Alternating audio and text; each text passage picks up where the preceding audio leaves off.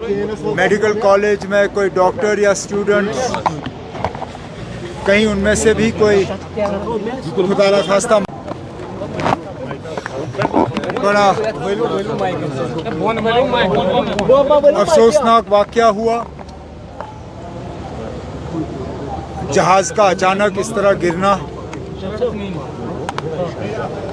वो भी take off के 1 मिनट के अंदर माँ सिवाय एक पैसेंजर के बाकी सब इस हादसे में मारे गए।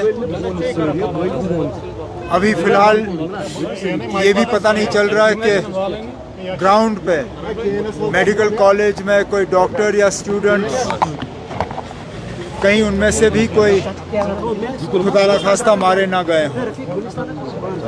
और अफसोस की बात ये कि इस हादसे से पहले ये जो जहाज़ है बोइंग का ड्रीमलाइनर, इसका कभी कोई हादसा हुआ नहीं है। अब हम सब पहले तो उन तमाम पैसेंजर्स के घर वालों के साथ हमदर्दी का इजहार करेंगे। एयर इंडिया का जो क्रू था उस जहाज़ पे, उनके साथ, और उम्मीद करेंगे कि जल्द से जल्द इस हादसे के पीछे वजूहात जो हैं उनका पता चले और दोबारा इस तरह का हादसा ना हो, वही हम उम्मीद कर सकते हैं। Of course it will escalate and it has an immediate impact on us.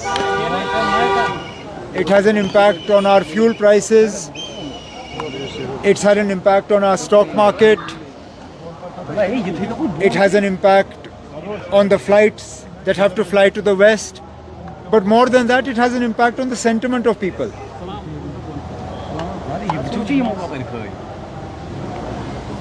अब जहाँ तक मैं जानता हूँ, ईरान ने इजराइल को कोई वजह नहीं दी थी ये हमला करने की। इजराइल ने अपनी मर्जी से इसको प्रीएम्प्टिव हमले का दर्जा देके एक मुल्क पे जंग किया। और अगर दुनिया की ताकतें इस चीज़ पे खामोश रहें तो मुझे लगता है ये बड़ी अफसोस की बात होगी। आज इजराइल ने किया। अब इजराइल ने वही किया जो रूस ने किया यूक्रेन में।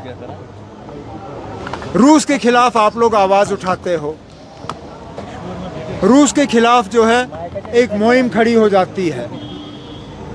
जब इजराइल के तरफ से ईरान पे हमला होता है तो ये दुनिया भर की ताकतें जो है, चाहे वो अमेरिका हो, चाहे यूरोप हो, चाहे और कोई हो, वो खामोश हो जाते हैं।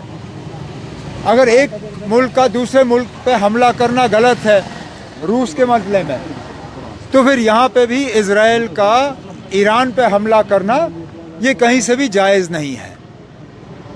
ठीक?